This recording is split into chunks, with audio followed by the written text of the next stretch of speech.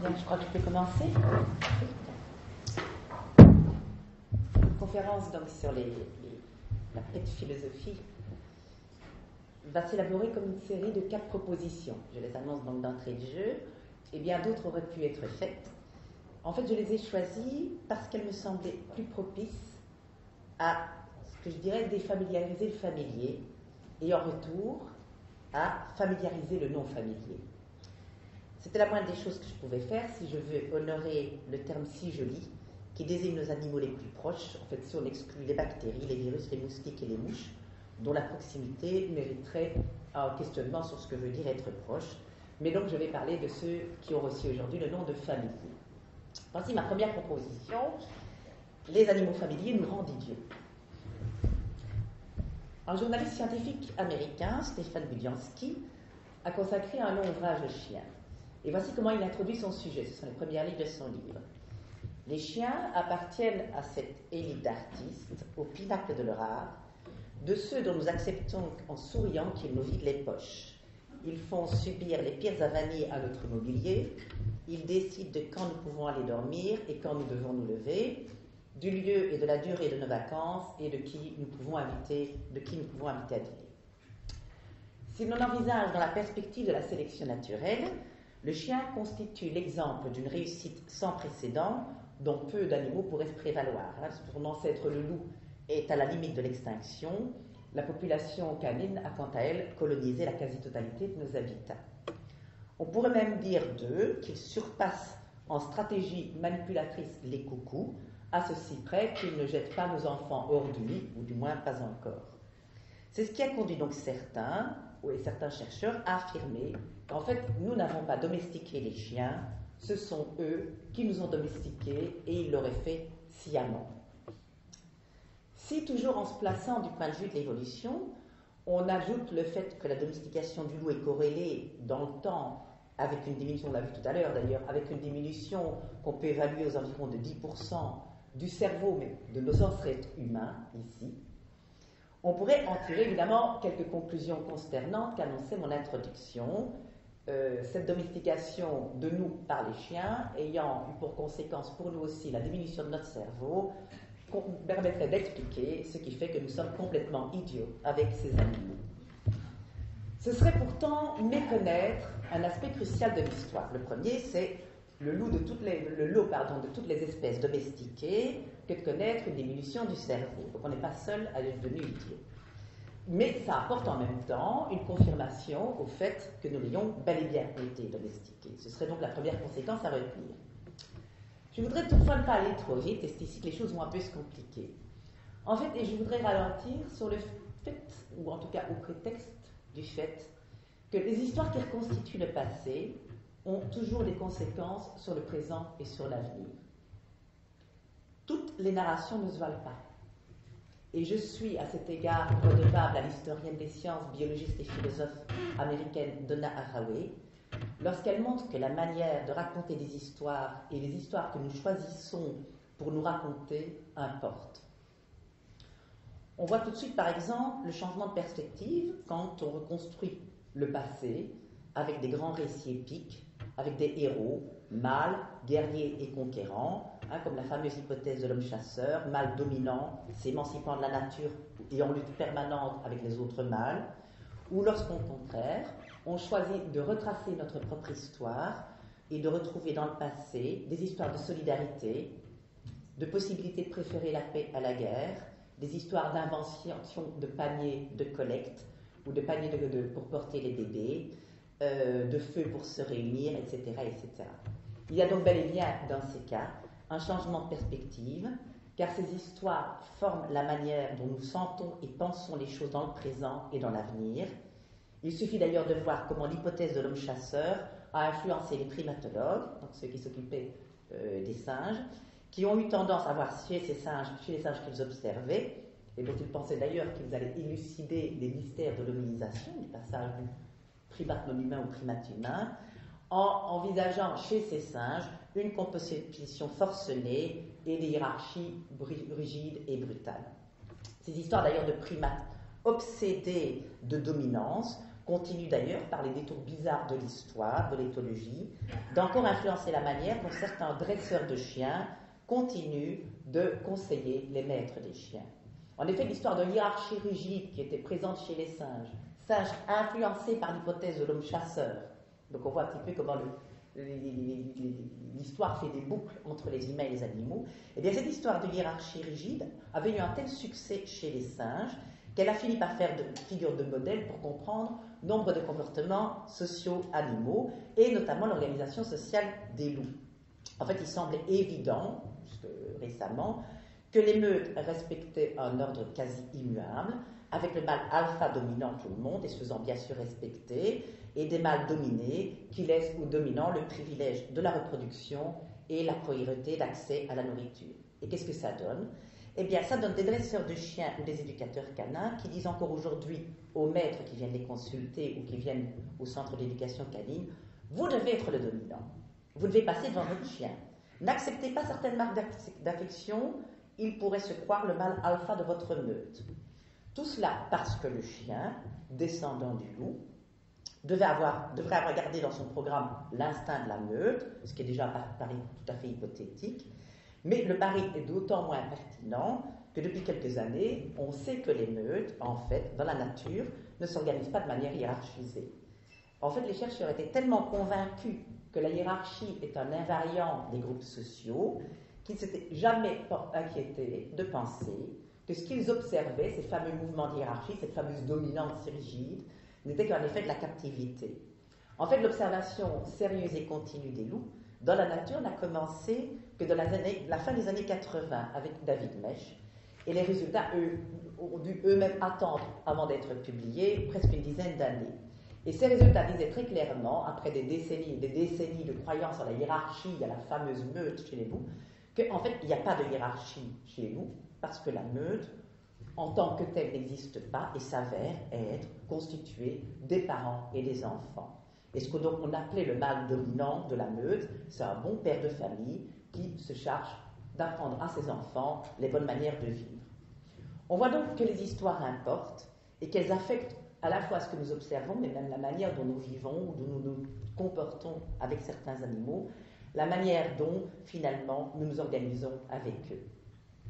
Dans les multiples histoires donc, de reconstruction de la domestication des animaux devenus animaux de compagnie, je vais donc être très attentive à ce qu'elles engagent, à ce qu'elles font sentir et à ce qu'elles ouvrent comme possible. Ainsi, de cette fameuse histoire de Budiansky selon laquelle les chiens ou les loups nous auraient domestiqués, deux choses auxquelles je pense que nous devons être attentifs, je vais essayer de les déployer brièvement. D'abord, je voudrais souligner l'intérêt de la proposition de Budiansky dans la mesure où elle inverse la perspective habituelle. L'idée que les animaux familiers nous ont domestiqués rompt en fait avec les manières dont nous racontons généralement les choses, puisque d'habitude, nous nous accordons toujours le mérite de l'initiative, nous, les humains. Dans de nombreuses reconstructions qui impliquent des humains et des non-humains, on ne manquera pas de remarquer que nous sommes les véritables acteurs et les non-humains ne seraient que des objets ou les supports passifs de nos projets. Donc l'idée selon laquelle les animaux auraient leur responsabilité dans le processus de domestication me semble une idée qui nous rend capables de penser en dehors de la routine, en nous défamiliarisant de nos chaînes privilégiées de pensée.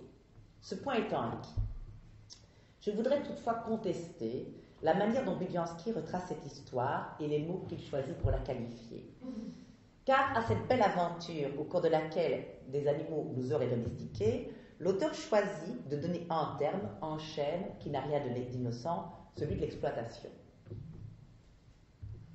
Dans un très bel article étudiant les différentes manières dont les scientifiques ont appris à décrire les relations entre les abeilles et les orchidées, la domestication va prendre de multiples versions, deux historiennes des sciences, Carla Hustack et Natasha Myers, vont remarquer que les scientifiques contemporains, travaillant sur les échanges qui ont accompagné l'évolution des fleurs et des insectes pollinisateurs, eh bien que les modèles qui accompagnent la description de ces échanges sont très lourdement influencés par des modèles économiques.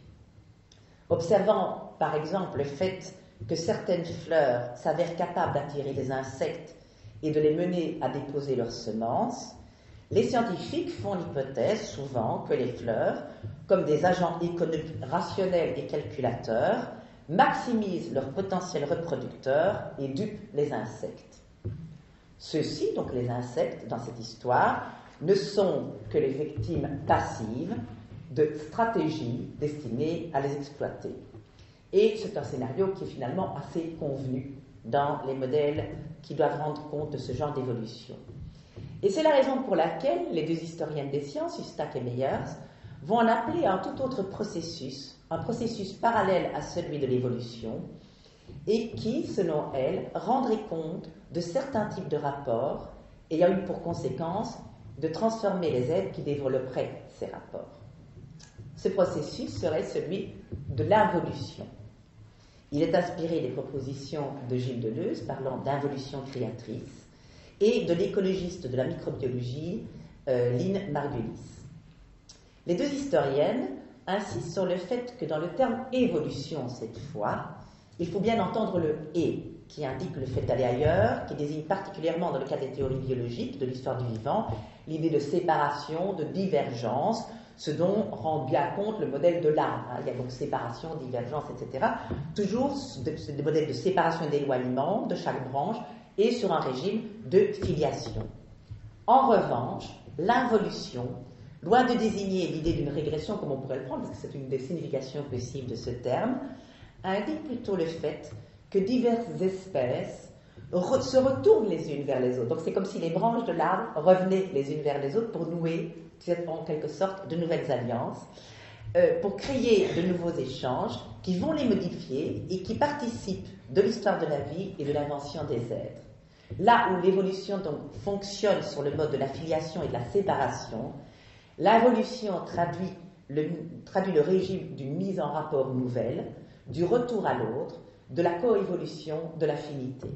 Des noces contre nature, dirait Deleuze. Ces moments d'involution sont ceux qui débordent largement du cadre strict de la survie et de la reproduction. Ils sont ceux qui marquent des moments d'improvisation, d'espièglerie, d'expérimentation créatrice, de nouveaux liens et de nouveaux rapports.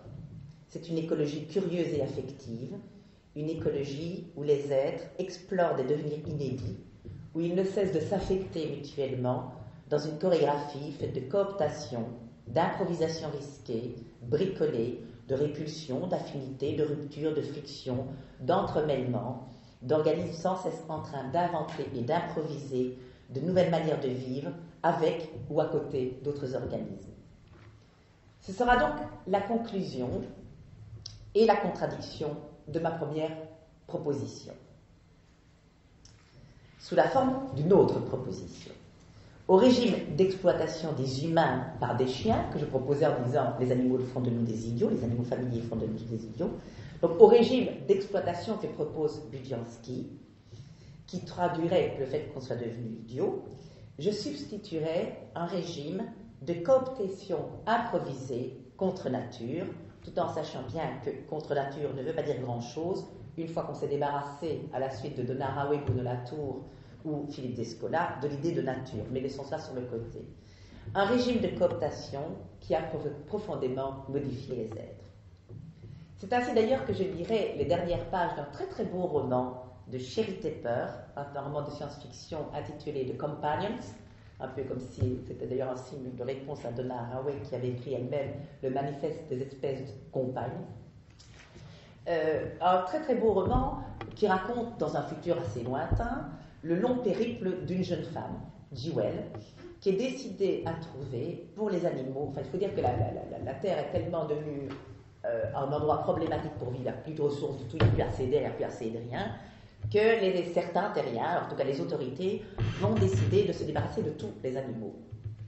Et Jewel et un groupe d'action, d'activistes, vont décider de trouver pour les chiens, ils vont décider de sauver les chiens et d'essayer de trouver une planète pour les accueillir afin que les chiens puissent continuer à vivre quelque part. On est au XXIe siècle et ils vont finir par trouver cette planète et aller déposer les chiens, et c'est le moment de la fin du livre, c'est le moment des adieux entre Jewel et les chiens, et surtout la chienne qui a toujours été son amie, La chienne Scramble, il faut dire qu'on est au XXIe siècle et que les chiens ont été modifiés génétiquement et ils sont dotés d'un appareil phonatoire qui leur permet de parler grâce à des systèmes de traduction. Et donc, il y a un usage relativement approximatif du langage qui fonctionne assez bien. Et voilà ce que Scramble va dire à sa maîtresse au moment où elles vont se séparer pour toujours. Elle va d'abord lui parler de sa tristesse, du fait que ça va être extrêmement difficile pour elle de ne plus vivre avec des humains. Et je rappellerai ici une recherche que j'ignorais, je l'ai découverte il y a quelques jours d'ici, dont parle André-Georges Audricourt, qui raconte qu'il y a une recherche en fait qui a été faite, et c'est lié, parce qu'on pourrait se poser la question du devenir de ces chiens sur cette planète isolée. En fait, cette expérience, je ne le savais pas, a déjà été tentée. Il y a des Américains dans les années 50 qui ont lâché les chiens dans un atoll du Pacifique occidental, totalement isolé, sans humains, et sont allés leur porter de la nourriture en la parachutant par avion. Donc ces chiens n'ont plus aucun contact avec les humains. Eh bien, ce qu'on a constaté, c'est que les chiens ont survécu, mais ne sont aucun produit. Donc en fait, s'il s'agissait d'une espèce, elle se serait éteinte à la première génération, ce qui semblerait montrer qu'en fait, le chien sans humain n'a peut-être pas d'existence. En tout cas, ne serait pas je veux dire que la réussite, c'est la réussite d'un agencement. Toujours est-il, je reviens à Scramble après ma xième parenthèse. Et comme dernier mot, voilà ce que Scramble va faire, c'est demander pardon. Va demander pardon à sa maîtresse. Pardon au nom des siens pour ces dizaines de milliers d'années, et plus encore si on en croit ce qu'on vient d'entendre, au cours desquelles les chiens ont réduit les humains en esclavage. Mais c'est la réponse de Jewel qui m'intéresse, une réponse qu'elle va donner dans le rire et les larmes, et quand elle va lui répondre, mais peu importe qui a rendu l'autre esclave, Scramble, parce que c'est vraiment la bonne question, et c'est ça qu'elle dit, qui est si jolie. Et elle dit, ce qui importe, c'est ce que nous avons été ensemble. Ce qui importe, c'est tout ce temps au cours duquel nous nous sommes empêchés, les uns et les autres, de devenir complètement mauvais. Cette réponse ne nie pas qu'il puisse y avoir appropriation, que les relations, comme le soulignerait Haraway, ne sont jamais innocentes, mais elle situe la réponse dans un cadre éthique et surtout esthétique. Être ensemble, se transformer dans un devenir avec, a pu empêcher humains et chiens de devenir complètement mauvais. Et sans doute, peut-être, en tout cas, on peut faire le pari, s'il s'agit de reconstruire une histoire, sommes devenus, avec certains animaux, certains seulement, parfois un peu meilleurs. Et ce sera le départ de ma seconde proposition. Nous serions devenus meilleurs avec certains animaux. Je vais commencer par la spécifier en la mettant directement en contraste avec ma première proposition, comme quoi les animaux familiers nous auraient rendus idiots. Je vais dire les animaux familiers nous rendent plus intelligents. Ils nous changent, ils nous modifient, et ce qu'ils font, je pense, c'est étendre nos manières de penser. Ils nous défamiliarisent de nous-mêmes. Parlant du chat de son enfance, Jocelyne Porcher écrivait qu'elle s'est construite comme humaine avec lui. Je la cite. « Une part de mon identité relève du monde animal et c'est mon amitié fondatrice avec ce chat qui m'y a donné accès. Car les animaux nous éduquent, ils nous apprennent à parler sans les mots, à regarder le monde avec leurs yeux, à aimer la vie. » Dans le très beau et très très récent livre How Forests Think, l'anthropologue Edward Cohn propose que nous prenions au sérieux l'idée que les forêts pensent. Certes, dit-il, on pourrait penser que, comme anthropologue, ma question est de savoir comment les gens pensent que les forêts pensent. Et pourtant, insiste-t-il, ce n'est pas du tout ce que je propose. Le fait que nous pensons que les forêts pensent est le produit du fait que les forêts pensent. Et donc, si les gens pensent que les forêts pensent, c'est parce que les forêts pensent. C'est parce que la pensée va au-delà des humains que nous pouvons penser au-delà des humains. Mais continue-t-il, et c'est là le but de son livre, pour arriver à penser que les forêts pensent, il nous faut nous libérer de l'armature conceptuelle qui s'est accumulée sous l'effet de la croyance en l'exceptionnalisme humain. Le faire, c'est commencer à sortir de nos barrières mentales. Ainsi, comment devrions-nous penser avec les forêts ? Comment pourrions-nous penser sans en passer par les formes d'association qui structurent le langage et qui forment nos pensées ?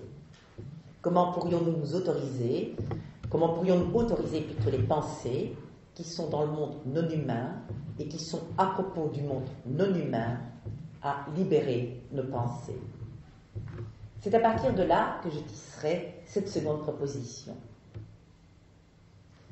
Aucun maître de chien ou de chat que je connaisse ne met en doute le fait que son animal pense, qu'il rêve, qu'il anticipe, qu'il sente des choses et qu'il communique des pensées.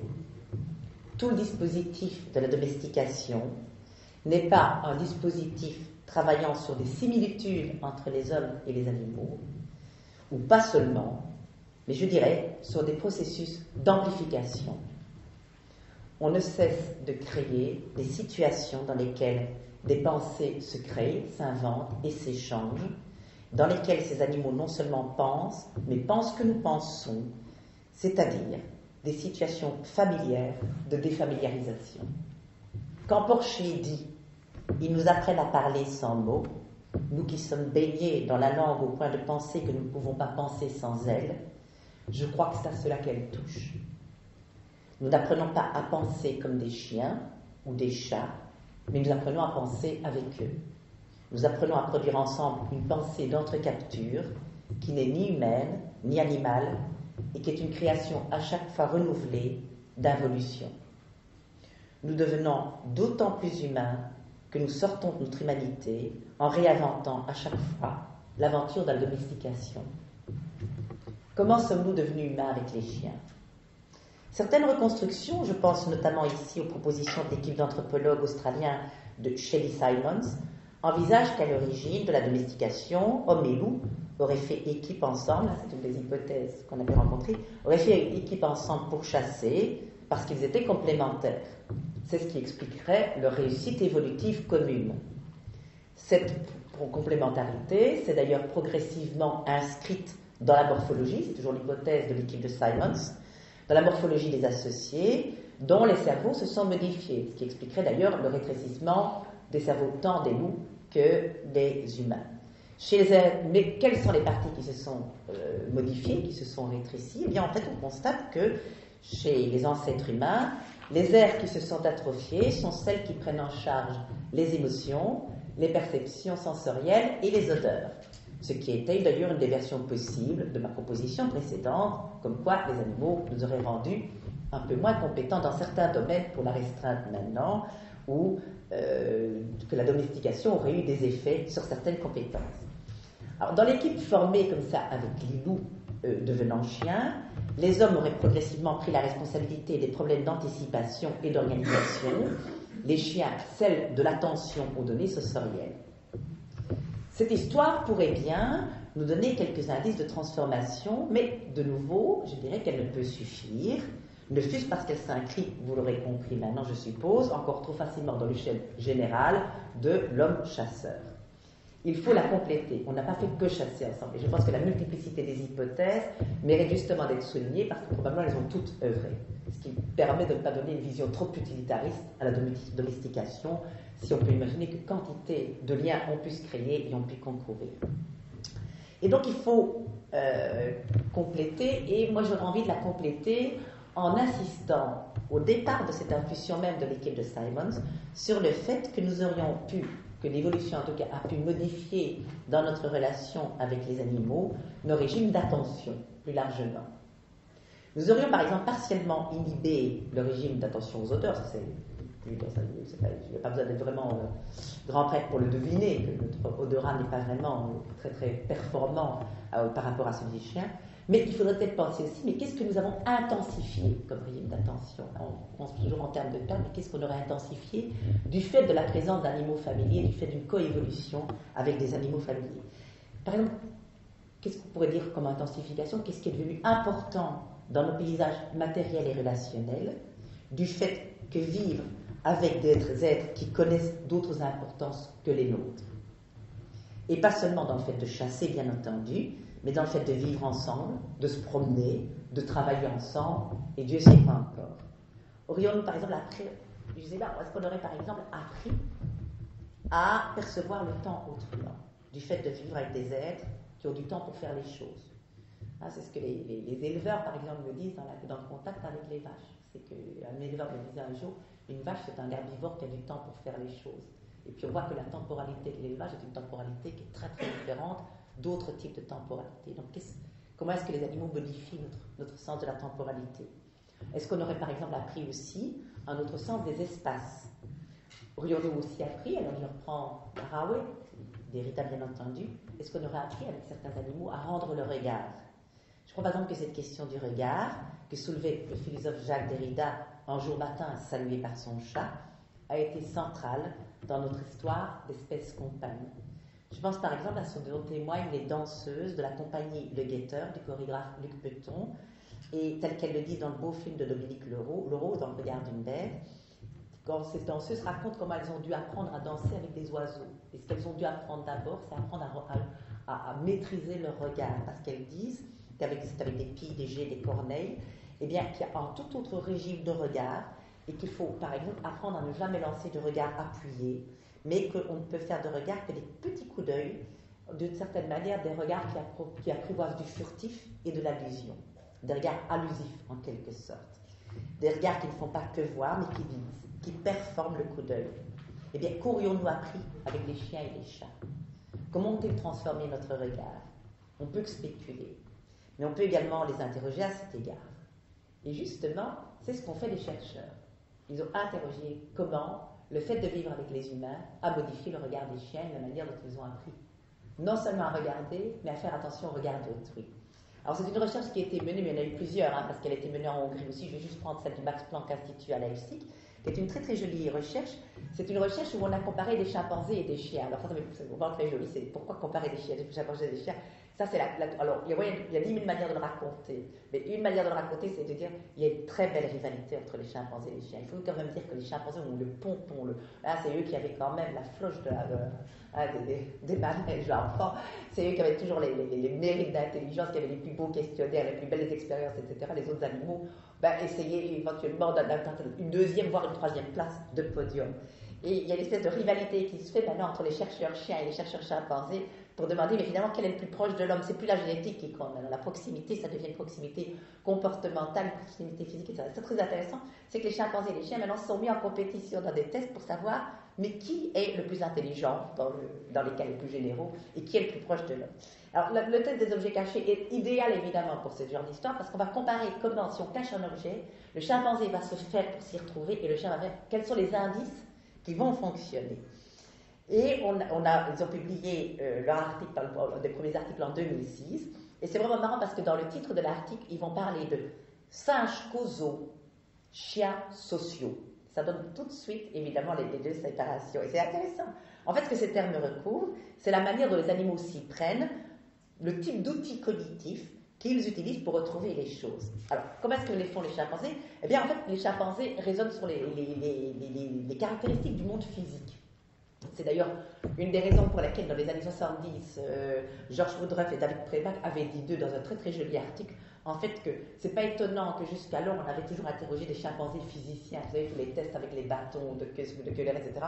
Mais c'est les tests de physique qu'on leur fait passer finalement. Et comment d'une certaine manière, contredire la loi de la gravitation et des choses comme ça.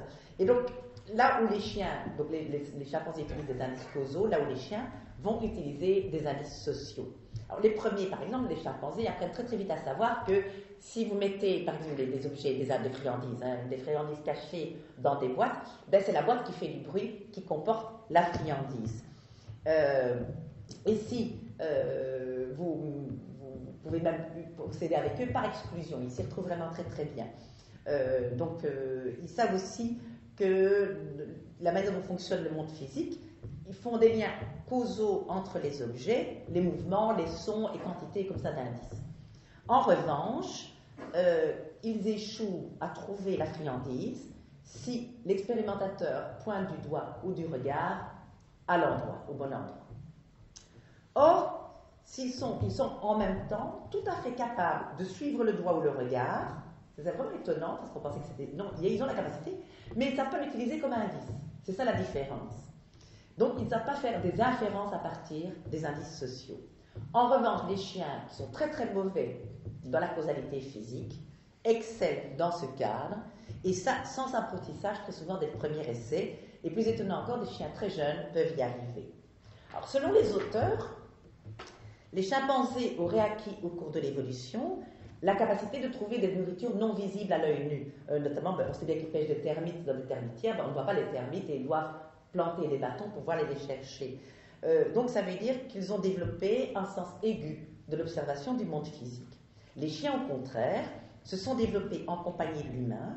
Ils ne doivent pas chercher leur nourriture, juste se fier en quelque sorte à celui qui la leur procure et apprendre à lire ses intentions.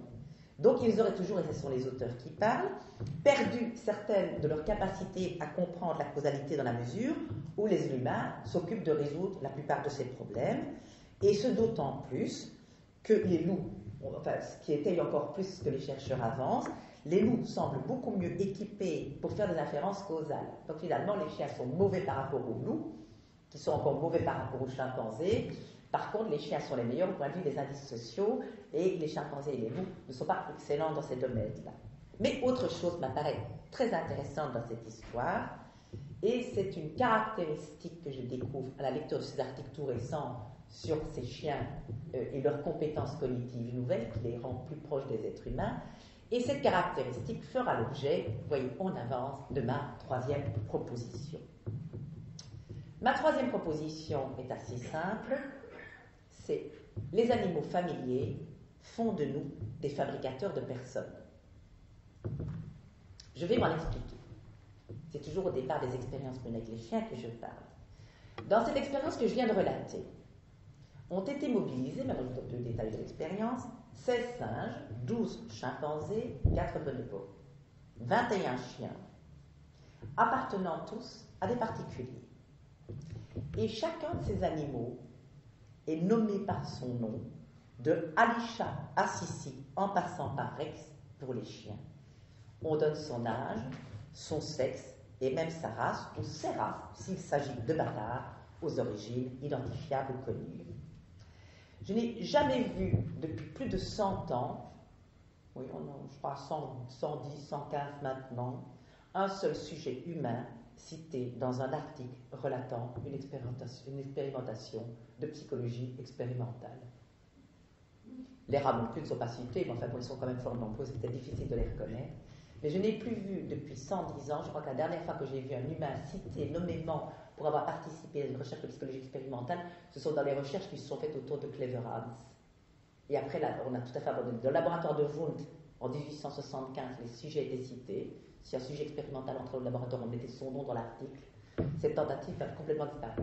Ne voilà-t-il pas que les chiens sont cités, ont un nom, et on sait qui ils sont dans les laboratoires de psychologie expérimentale. C'est quand même assez étonnant. Je n'aurai pas le temps de discuter plus avant une proposition corollaire qui aurait pu être signalée, qui émerge de ces recherches, mais je la signale quand même. Les animaux familiers, en quelque sorte, déstabilisent le rapport entre savoir profane et savoir scientifique. Ça, c'est absolument remarquable. Ce qui faisait autrefois la caractéristique des savoirs profanes, c'est-à-dire considérer les animaux familiers comme des individus avec des noms, avec une histoire, comme des êtres dotés de compétences personnelles, avec des émotions, eh bien, semble faire partie aujourd'hui des méthodes expérimentales à propos de ces animaux-là. C'est d'ailleurs cette tendance bien intéressante à transformer un sujet, ici sujet au sens non pas le sujet de la psy, mais sujet de l'expérience, en personne, et à travailler scientifiquement sur des relations personnelles qui caractérisent donc de plus en plus les expérimentations avec les animaux de compagnie. Ainsi, autre recherche qui m'a bien intéressée, on a pu lire dans le New York Times du 5 octobre 2013 un article signé par un neuropsychologue qui portait le titre « Dogs are people too ». Les chiens sont des personnes également.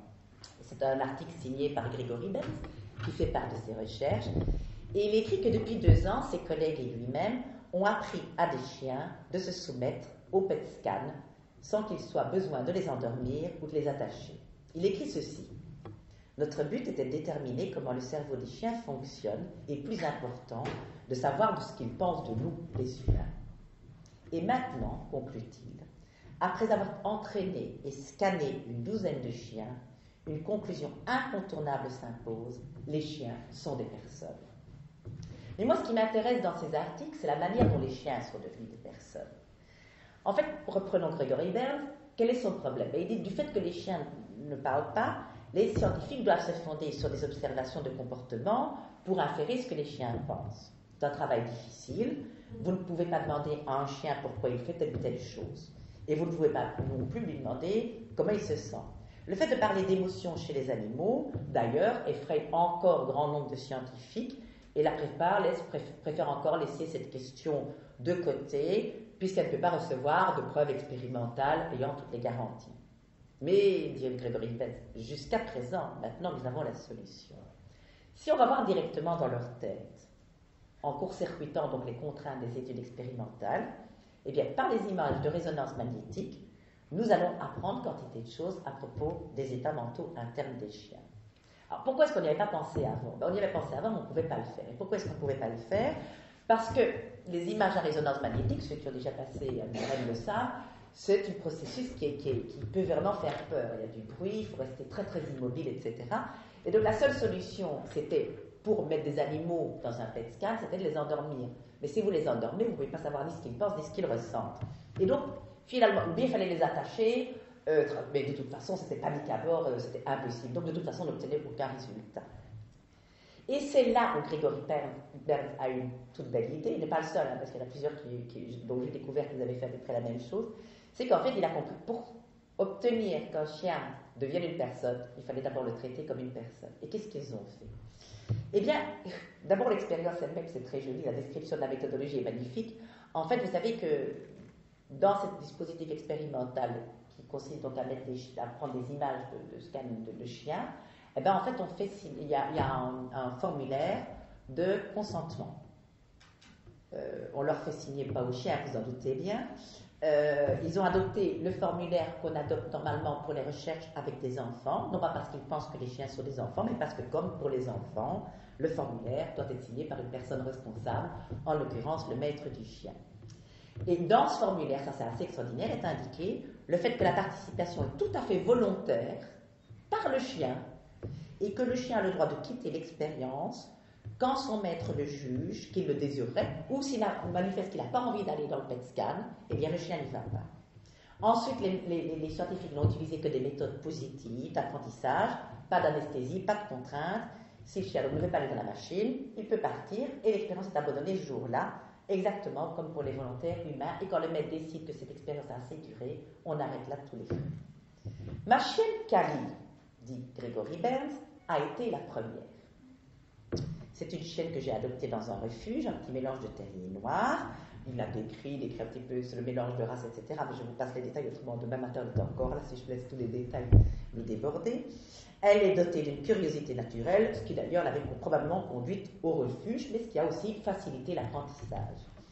Alors, avec l'aide d'un éducateur canin, nous avons commencé à apprendre à Cali à aller dans un stimulateur de scan que M. Berns avait construit dans son salon, qu'il a gardé pendant 1 an. Et puis, elle a appris à aller dedans, à placer sa tête sur un coussin, à rester immobile pendant des périodes de plus en plus longues, au-delà de 30 secondes. Elle a également appris à supporter les oreillettes que nous lui avons données pour protéger ses ouïes du bruit assez impressionnant du scanner. Et après des mois d'essais, nous avons enfin été récompensés en pouvant dessiner la première carte des activités neuronales de Cali, la réponse à des signaux donnés avec les mains, ainsi que la partie du cerveau qui reconnaît les odeurs familières des odeurs non familières de chiens et d'humains. Alors après, dit Gregory Berns, nous avons publié nos résultats et rapidement la communauté locale de propriétaires de chiens a demandé à ce que nos chiens puissent participer à l'expérience. Et nous avons donc composé une équipe de chiens qui sont tous certifiés imagerie à résonance magnétique.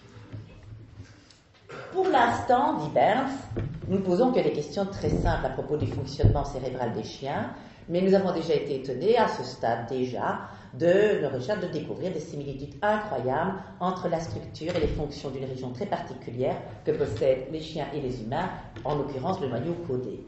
Chez l'humain, ce noyau riche en dopamine joue un rôle essentiel dans l'anticipation des choses que nous aimons particulièrement, comme la nourriture, l'amour et l'argent. Enfin, c'est eux qui le disent.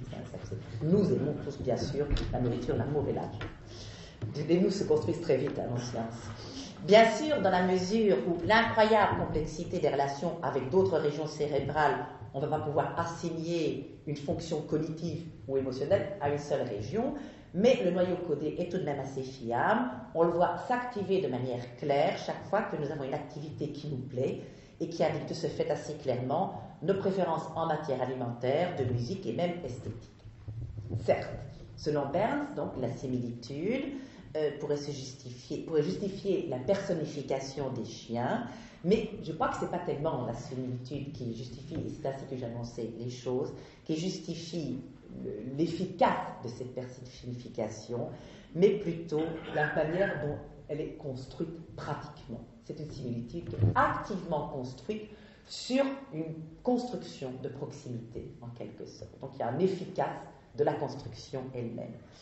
Et je crois que faire de nous des fabricateurs de personnes, comme je le propose ici, rend très lisible le processus véritablement créatif de la construction des personnes. Konrad Lorenz, le grand pionnier de l'éthologie, avait étudié ce processus chez les oies.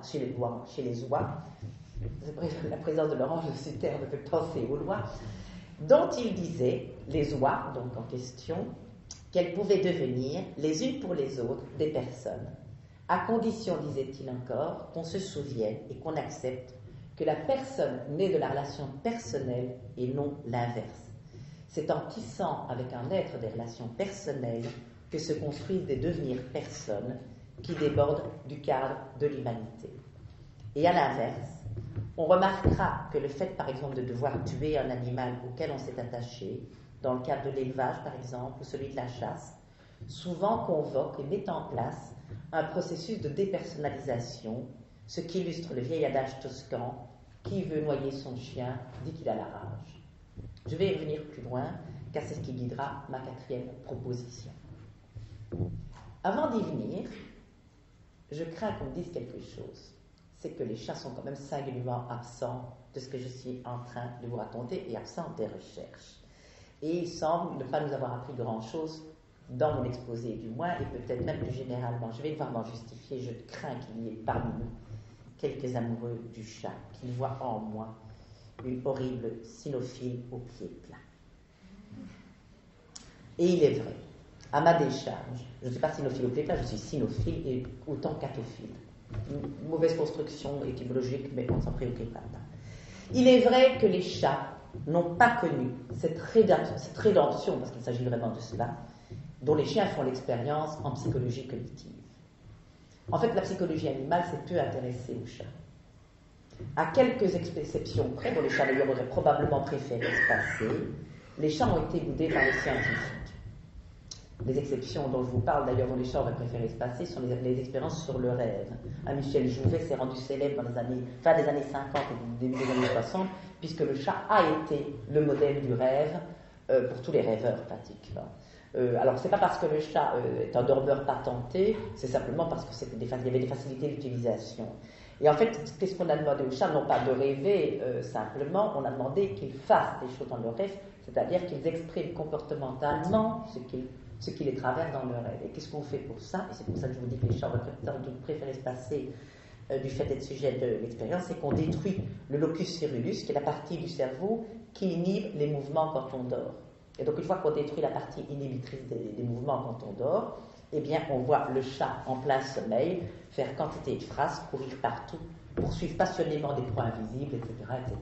Bon, le ridicule ne tue pas, mais vivre avec un morceau de cerveau en moins a dû être un peu compliqué pour ces chats. La carrière scientifique, donc, des chats semble non seulement peu favorable, mais très, très, très limitée. Alors, il y a une hypothèse qui explique que les chats ont été peu étudiés par les éthologistes cognitifs.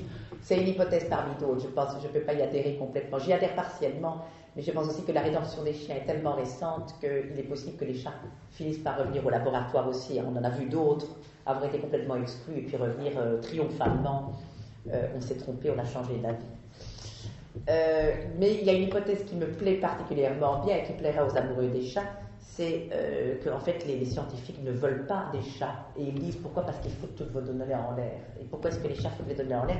Mais ça, c'est Vicky Horn, la dresseuse de chiens, de chevaux, pas de chats, devenue philosophe, qui raconte ça.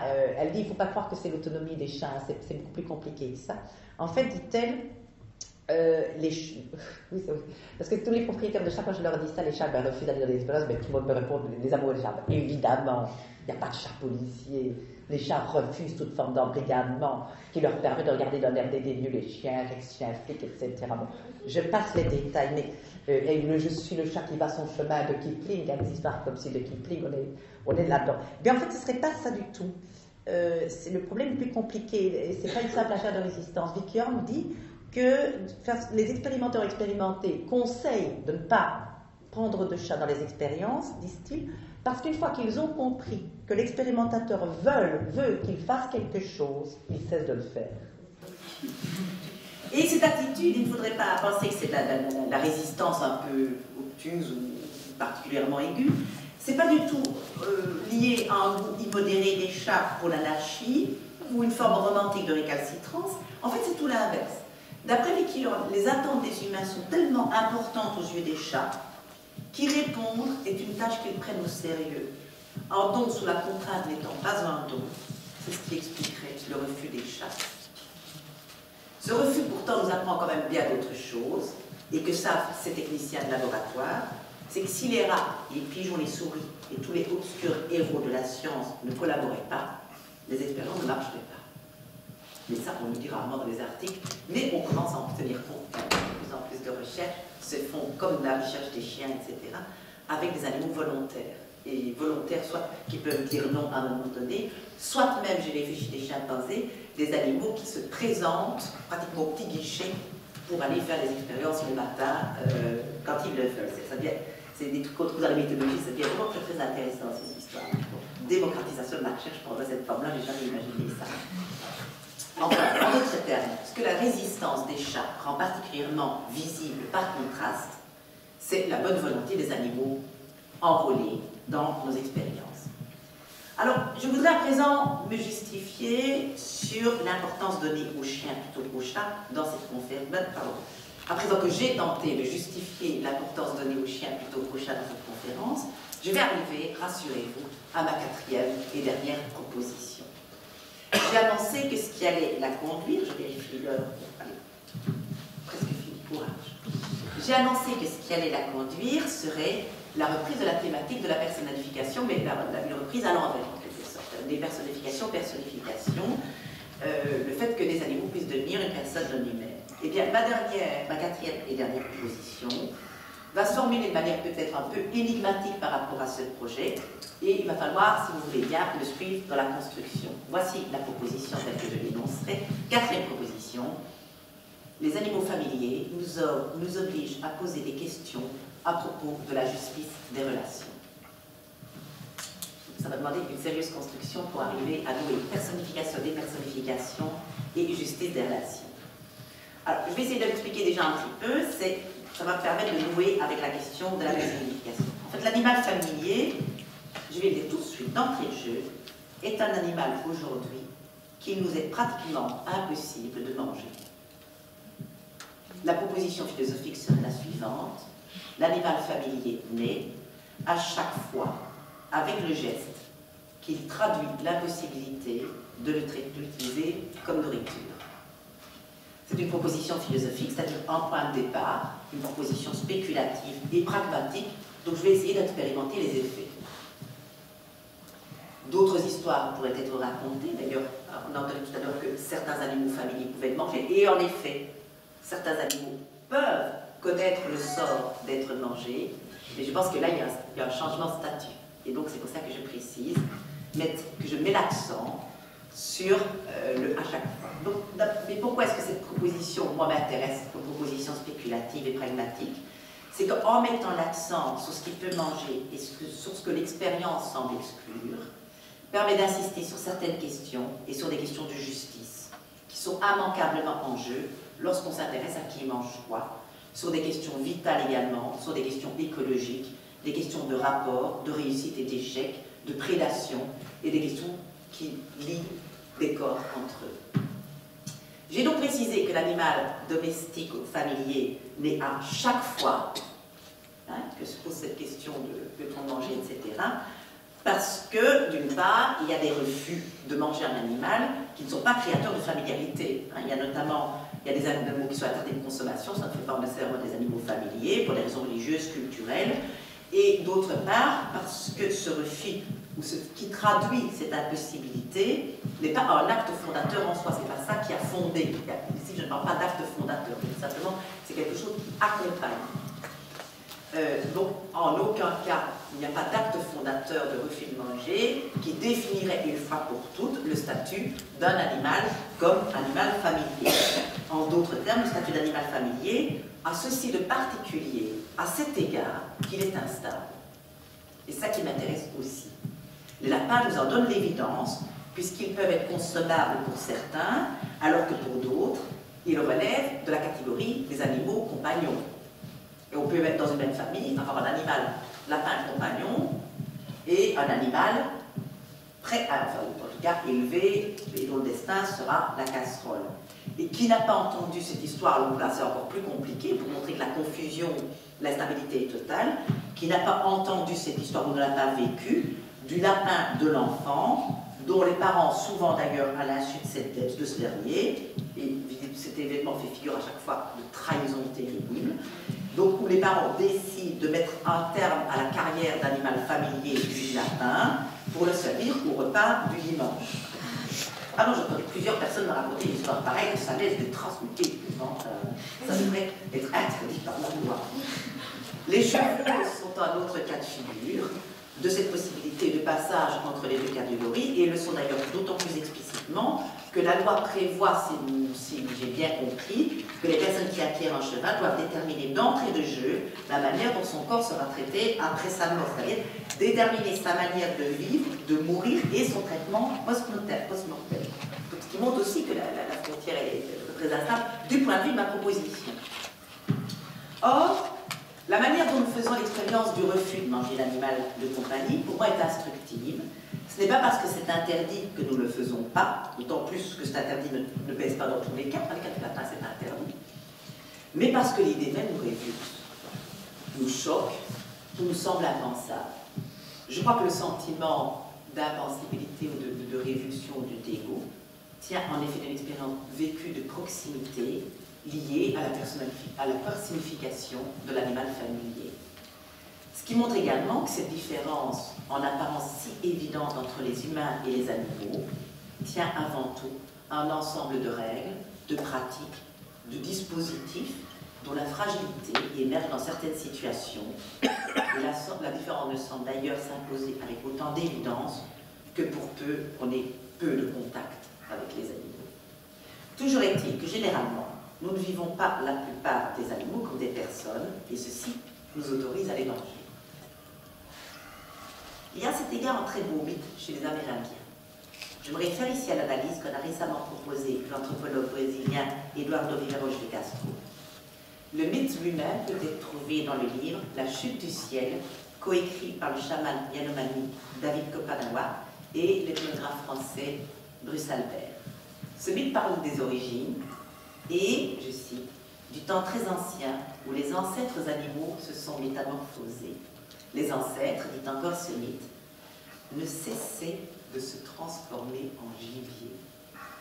Ainsi, je cite, est-ce après que tous furent devenus des animaux, après que le ciel fut tombé, qu'Omamaï nous a créés tels que nous sommes aujourd'hui. Une note précise que selon ces mythes, ce seraient les errements des ancêtres de la première humanité qui ont induit leur métamorphose en gibier. Et en fait, Eduardo Viveros de Castro suggère de comprendre ce mythe des origines comme développant, il n'est pas le seul à penser, et quand on relit le mythe et qu'on voit bien les notes, etc., c'est évident que c'est une interprétation qui est tout à fait plausible et qui est tout à fait en accord avec la manière dont pensent les Amérindiens, en tout cas de cette région. Ce mythe des origines, en fait, développerait l'idée selon laquelle, et c'est une idée bien jolie, bien intéressante, à l'origine du monde, il n'y aurait eu que des personnes. Les ancêtres de la première humanité étaient des personnes, c'est-à-dire des humains, en quelque sorte. Et ces personnes ne pouvaient que se transformer en gibier les unes pour les autres. C'est un mythe de cannibalisme. Si vous l'avez avec des personnes, mais c'est La Route, le roman La Route qui est devenu un film McCormack, c'est ça. Oui. C'est la route, c'est le cannibalisme, il n'y a plus d'animaux, il n'y a plus de plantes, les gens se mangent entre eux, on voit des scènes de cannibalisme dans le film, si mes souvenirs sont. L'origine de l'humanité, c'est tout, s'il n'y a que des humains, il y a forcément cannibalisme. Et comment est-ce qu'on sort du cannibalisme? Eh bien, c'est ça que le mythe raconte, c'est que les ancêtres, d'une certaine manière, se sont métamorphosés en différents animaux au fur et à mesure de qui mange qui mange le pécari, qui mange le jaguar mange le pécari. Ben, une personne mange une personne. La régularité de l'acte cannibale a produit un phénomène de spéciation. Vraiment très intéressant. Donc, la conséquence logique de ce cannibalisme, selon Villeroche de Castro, c'est à un moment donné la spéciation. C'est qui mange qui détermine la différenciation et la constitution des identités animales et humaines qui restent d'ailleurs totalement proches, hein, puisque les animaux sont dotés d'une âme, et on ne peut pas expliquer ici tout le perspectivisme tel que Villeroche de Castro l'explique, mais les animaux se vivent comme des humains et ils ont une âme. Nous les voyons comme des animaux, mais eux-mêmes se vivent comme des humains. Le jaguar se voit comme un humain. Quand il boit du sang, il croit boire de la bière de Mario. Nous voyons du sang. Enfin, c'est extrêmement intéressant. En fait, ce que dit en l'occurrence ce mythe, c'est que la différence entre ce qui se mange et ce qui ne se mange pas fait la différence entre les espèces. Alors, qu'est-ce que nous, les humains, ne mangeons pas? Bien, nous ne mangeons pas les personnes. Donc, à partir du moment où un animal acquiert le statut de personne, cela l'exclut de notre régime alimentaire. Que ce soit des personnes au sens usuel du terme, avec toutes les transgressions possibles, bien entendu, là, ça j'entends bien, ou, c'est-à-dire d'autres humains, ou des personnes au sens affectif du terme. On trouvera d'ailleurs un argument qui non seulement étaye cette manière de concevoir les choses, mais qui en éclaire par contraste le processus dans le travail d'enquête qu'a mené l'anthropologue Sergio Dalla Bernardina et qu'il a publié dans un article très justement intitulé « Une personne pas comme les autres, l'animal et son statut ». Alors Dalla Bernardina interroge les violences apparemment gratuites qu'on infligeait parfois à certains animaux dans l'univers rural du 19e et du 20e siècle. Je ne sais pas pourquoi il parle au passé, mais bon, bref. Or, selon ses recherches, on ne doit pas imputer cette violence, il parle de violence locale, pas de violence industrielle, je crois que c'était pour ça que ça pouvait parler au passé surtout. On ne doit pas imputer cette violence au sentiment d'une pure choséité des bêtes, car cette chosification relève non pas d'une sorte de sentiment spontané, mais selon lui, d'une véritable pédagogie. Donc on apprend à traiter les bêtes comme des choses et on n'apprend pas à n'importe quel moment, dont Dalla Bernardina va souligner le caractère protecteur contre les tendances à sympathiser avec les animaux. Ce qu'il appelle une sorte de propédeutique à l'aggrattage de tuer, eh bien, voilà ce que ça veut dire. Qu'on soit éleveur ou chasseur, le fait de devoir tuer un animal auquel on s'est attaché, même comme chasseur on peut s'attacher à un animal, on peut s'y attacher soit personnellement, soit en admirant l'animal en lui-même, etc. Donc, le fait de s'être attaché ou de s'être identifié à un animal rend le fait de tuer une épreuve extrêmement difficile. Et bien, selon Bernardina, faire passer cet animal de statut de quasi-personne à celui de chose rend l'acte possible. Il cite en exemple une ancienne observation de sa collègue Arlette Leroy-Gourand, l'épouse du fameux Leroy-Gourand, lors de la cérémonie de l'ours chez les Aïnous de l'île de Hokkaido, au Japon, fin des années 30. Alors, chez les Aïnous de l'île de Hokkaido, chaque année, un petit ours est capturé et amené au village. Il y vivra pendant 1 an, il va y recevoir un traitement chaleureux, il sera allaité par une femme, il sera vraiment traité comme un enfant, caressé, considéré comme, quand il devient plus grand, enfin, parce qu'un an, comme un parent en visite. Mais à la fin de l'année, tout à coup, le traitement change. Le jour de la cérémonie, après lui avoir expliqué ce qui va lui arriver, les hommes se mettent à le malmener et ils finissent par le mettre en colère. Cette comédie de l'innocence, comme l'appelle Leroy-Gourand, serait destinée à provoquer de la part de l'animal une réaction agressive, rendant sa mise à mort non seulement plus facile, mais nécessaire. Le parent en visite qu'il était, sous l'effet des agressions, est métamorphosé en brute sauvage, dont il est légitime de se protéger et de l'abattre. En quelque sorte, le rituel consiste à animaliser l'animal.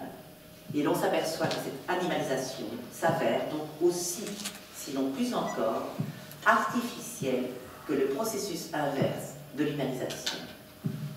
Ceci nous éloignerait de notre sujet si nous ne pouvions percevoir dans ce processus inversé ce qui, sauf cas assez rares, distingue l'animal familier des autres animaux non familiers. Le processus de personnification, la plupart du temps, et au contraire de la pratique de l'adoption de l'ours, n'est pas interrompu, il est activement maintenu. Et il est d'autant plus sûrement dans la mesure où, justement, on peut avoir avec les animaux familiers, contrairement qu'avec les animaux domestiques, la quasi-certitude que rien, ou presque rien, ne viendra le menacer d'interruption, les cas assez rares étant soit accidentels, soit lumineusement illustrés par cet adage toscan: si tu vas battre ton chien, dis qu'il, ou si tu veux noyer ton chien, dis qu'il a la rage. Ce qui m'intéresse dans l'analyse de Della Bernardina, c'est cette inversion proposée. L'animal domestique familier ne devient pas tant une personne sous l'effet de la familiarisation, quoique cette hypothèse soit également juste, mais reste une personne parce que le processus de dépersonnalisation n'est pas mis en place. En d'autres termes, il ne s'agirait alors pas tant, pour comprendre le statut très particulier des animaux familiers, de se limiter à comprendre comment on les construit comme des personnes, mais d'envisager comment ils ne sont pas victimes, au même titre que les autres animaux, de cet artifice qu'est la chosification. On pourrait à cet égard rapprocher ce statut particulier de quasi-humain, presque personne, quasi-personne, de ce que la philosophe Nathalie Heinrich appelle les objets personnes pour désigner les œuvres d'art. Ce qui fait de ces objets, dit-elle, des personnes, c'est le fait de leur insubstituabilité constitutive. Et c'est en effet une des caractéristiques de l'animal familier. Même si on peut en acheter un autre, l'animal auquel on est attaché est partiellement irremplaçable. Avec cette limite paradoxale que connaissent bien les vétérinaires, vouloir remplacer l'animal perdu par un autre qui lui ressemble engage parfois la relation dans une course vaine ou comparaison, une course extrêmement toxique pour la relation. Au point d'ailleurs que les vétérinaires conseillent parfois à leurs clients d'acheter un chien ou un chat d'une autre race que celui qui vient d'être perdu, car sinon, justement, la substituabilité est trop difficile à gérer. C'est dans la nouvelle relation que l'animal perdu, que l'on cherche à remplacer, va s'avérer de plus et irrémédiablement irremplaçable. Comme vous le voyez, j'ai soigneusement évité le sujet de l'amour tout au long de cet exposé. Et comme vous avez bien pu l'entendre, je n'ai finalement cessé d'en parler. Et sans doute sera cela ma conclusion. Crier un lien avec un animal familier, ce serait l'art de crier de l'amour par d'autres moyens.